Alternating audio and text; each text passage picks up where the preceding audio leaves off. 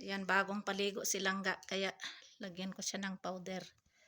Other side, other side. Ano ngayon? Friday ngayon. Juma Mubarak to all Muslims around the world. Sit down, sit down. Ano ngayon? March 14. And time check to 5 p.m. na. Hindi pa ako nagnamas kasi pinaliguan ko pa si Langga.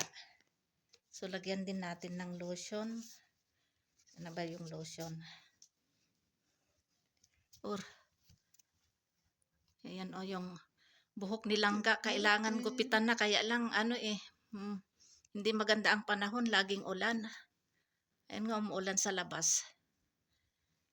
Malamig. Kaya nagpainit pa ako ng tubig. Hindi pwede na malamig ang paligo dito. Kailangan magpainit talaga ng tubig. Yan lang ang Tapos ano ba yung lotion? Paliguan ko siya. Lotionan ko siya ng ano ba lotion? Ayan may gatong sa sa pugon. Kasi malamig nga. Ayan, lotion muna. Ngayon, 13 days of Ramadan fasting. Alhamdulillah. Ang bilis ng araw. Kanina pa ako naligo. Kaya lang silang ngayon lang kasi natulog siya kaya kagigising lang. After 30 minutes siyang nagising, pinaliguan ko na. Kaya mag-ablution, wuzu ako for duhar. So ayan, ito may agatong dito kaya dito lang maupo si Langga.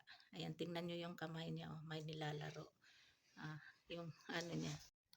Namiss ko ang dinengdeng Ilocano recipe. So ito, nagdinengdeng ako. First, nagpakulo ako ng tubig. Tapos, ang tawag dito? Yung homemade na bagoong isda. Ayan, dinikdik ko kasi maraming tinik. Ayan. Sana ba yung mga tinik? Ayan, ayan mga tinik. Tapos, nilagyan ko ng bawang, sibuyas, kamatis. Tapos, ito nilagyan ko na ng nilagay ko na itong string beans. Bali, lang, 2 gulay lang ang ilagay ko. Sitaw, string beans at saka talong kasi walang okra, walang ampalaya. Basta ito lang 2 available na na gulay. Tapos, lagyan ko din ng sahog. Before yesterday, nagprito ako ng isda. So, iniwan ko ito, tinabi ko para dito ay sahog. Lutuin ko muna itong sitaw kasi matigas itong string beans. Saka ko ilagay yung yung talong. Tapos ipatong ko na lang itong prinito na na isda.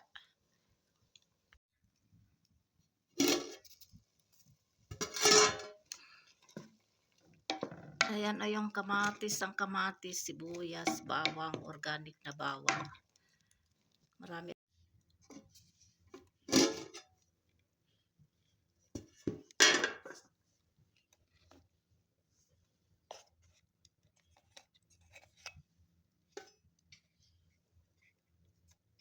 Now we'll put this eggplant. Masarap sana kung may may tawag dyan, yung okra, tapos yung patola, kaya lang wala pa kasing patola Magtanim kami inshallah ng patola, yung tori, sponge guard by April. Next month or April or May siguro kami magtatanim ulit ng mga gulay. Then ilagay ko na din itong isang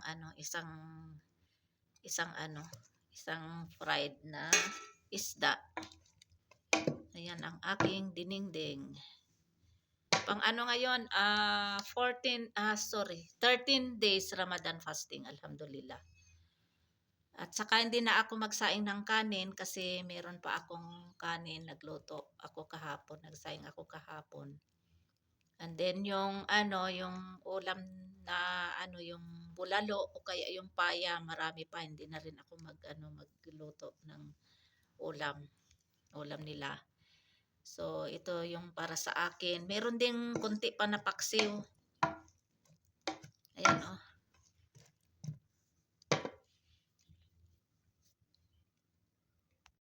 Ayan o, ito yung paya o kaya bulalo. Marami pa ito kaya hindi na ako magluluto ng ulam nila. At saka ito naman yung kanin. Oh, marami pa ding kanin. And then din na rin ako magluluto ng magluluto ng pakura yan oh. Walang kumain kagabi. So sayang lang, hindi na kain, hindi na rin ako magluluto. Pero pwede pa ito. Ipainit lang. Ito yung samosa din oh. Wala din kumain. Yan, 3 pa rin. So ang gagawin ko lang mamaya, maggagawa ako ng chapati para dito sa sa paya. Kasi kahapon di ako gumawa ng chapati, bali sa bazar bumili si Fahad ng yung naan. So yun lang ang aking gagawin mamaya, maggagawa ako ng chapati para sa kanila and then fruit chat. Yun lang. Ito ay yung paksiw before yesterday pa, isang ulaman pa mamaya pang pang after ng iftari. Ito yung aking pang dinner. Pag kulang, meron naman yung dinengdeng, nagluto na ako ng dinengdeng para bukas ng suhor o kaya siri, meron akong ulam na pang siri o kaya pang suhor kasi may kanin na lang, papainit ko na lang.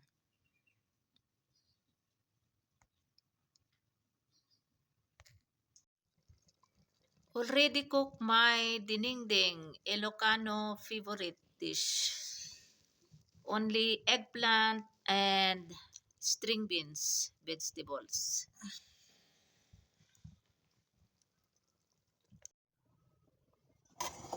Gawa tayo ng fruit chat o kaya fruit salad. Ayan, 2 saging.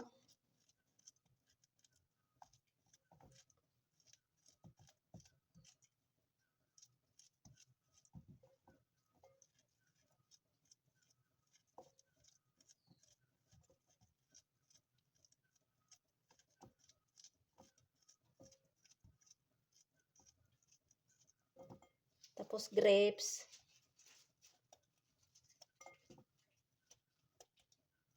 Halo-halo na fruit salad. Grapes, bananas, sweet melon, guavas, strawberries. Wala na yung pomegranate na ubos na kahapon.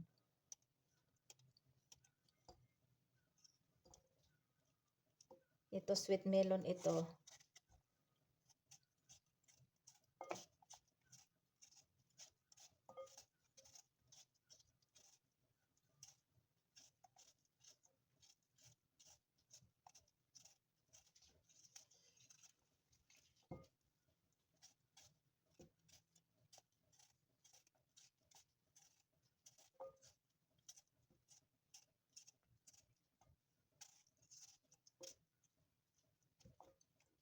Tapos ito yung guava oh. Yung buto niya sobrang tigas kaya tanggalin ko yung buto niya, sobrang tigas.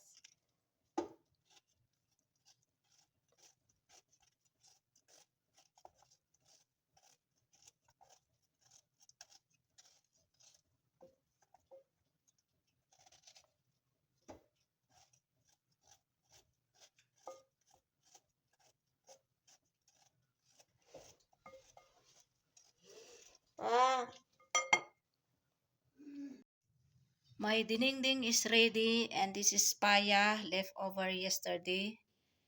And paksiw, rice, leftover pakoras and samosas, chapatis, fruit chat, sherbet, and dates. Alhamdulillah for all the foods for 13th Ramadan fasting.